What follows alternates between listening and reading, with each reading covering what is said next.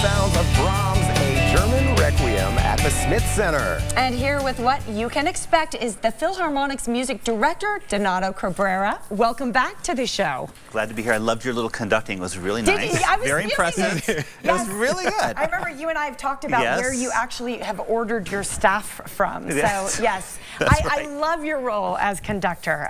You turn your back to everybody, but you put on a fabulous show. I know no one knows what I actually look like, but then I turn around and I was like, hey, this is what I do. And they're like, oh, yeah, now I know what you... The conductor's the best part. Not only are you actually making everything happen, but he's the most fun to watch. Yeah. I know, he is. He is. Okay, this weekend, Brahms, Schumann, and special guests. Yes, Brahms, Schumann, and Jennifer Beller, who is a local composer who's on the faculty of UNLV, and we're doing one of her pieces. It's really a great opportunity for us to showcase a local talent and a female composer, because frankly, most of the concerts that an orchestra does are by composers who are dead and white and male. Certainly. Well, you know, and it's so interesting you bring that up, because I wanted to ask you, I grew up listening to classical music because my father was a huge lover of classical music. Where does Brahms rate, like, in the spectrum of composers at this point? Is he played a lot? He is. I mean, you often hear the 3 Bs of classical music: Bach, Beethoven, and Brahms. Yes. So he is one of the great composers that an orchestra will play a lot of every season, because his music really has stood the test of time. And this particular piece of German Requiem was his calling card. It's what made Brahms famous in his lifetime. When he wrote it in his early 30s, he was somewhat well known, but then this piece took off throughout Europe, and every small choir in every town in Europe performed this piece. And he conducted it many times in his lifetime. So we're really excited to be bringing this to Las Vegas, because it's not... It takes a lot of forces. We're using 2 different choirs from UNLV, plus the Las Vegas Master Singers. All have been prepared by the great choir director, David Weiler.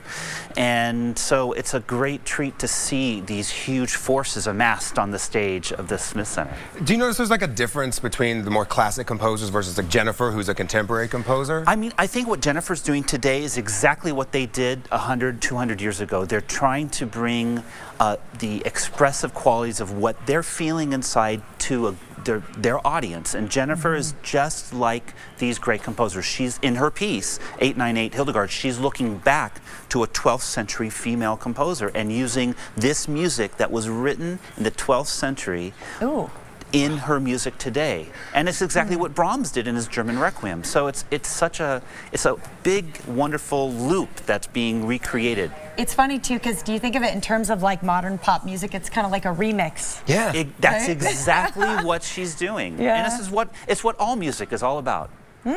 Yeah, classic music for me was always the thing. Like, my mom made sure I listened to classical music because, she said it made me smarter. She made me do an experiment in science class where plants listened to like rock music, metal music, rap music, and classical music. And the plant grew better, or my mom was sneaking some food into the plant at night. But it's surprisingly true. Really? But I think what everyone should realize is that you don't have to really know anything more than what you do if you go to just a jazz concert, rock concert. Just go there for the experience, because what is happening on Saturday night is unlike anything else that will be happening in Las Vegas at the same time. Do you know what I have recently come to appreciate about classical music? And I grew up, I was basically drugged to the symphony. I have to be honest with you, when I was a kid.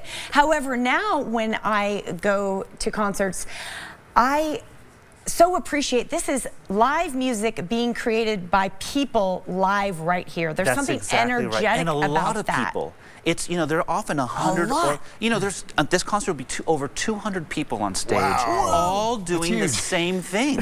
And that's such a lot of people. And how rare is that in today's world, where so many people come together to produce something, such a great piece of art together? Yeah, it's not only amazing, it's emotional. Like, for me, classical music now, it takes you on like an emotional journey through all of it. But it wasn't that way when you were younger. No, when I was a kid, I didn't appreciate it, but now I love it. It's weird. It's like vegetables. It grows on you. Who figured? Go figure. Your parents actually kind of know sometimes what's good for you. The vegetables still haven't grown on me, but the classical music has.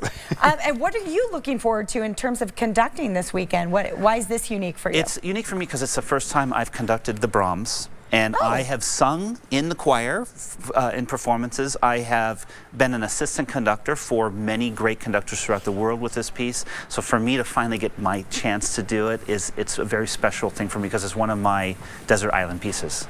Ooh. So I'm very excited about it. Fantastic. Well, we look forward to it. Thank you so much. Glad to be here. This Saturday night, Cabrera conducts Brahms inside the beautiful Reynolds Hall. That's right. The show gets underway at 7:30 p.m. For tickets, call the Smith Center box office or visit lvphil.org. Remember, with those ticket discounts, students get half-price tickets, and military and seniors can enjoy 10% off. Las Vegas Philharmonic is a proud sponsor of the Morning Blend.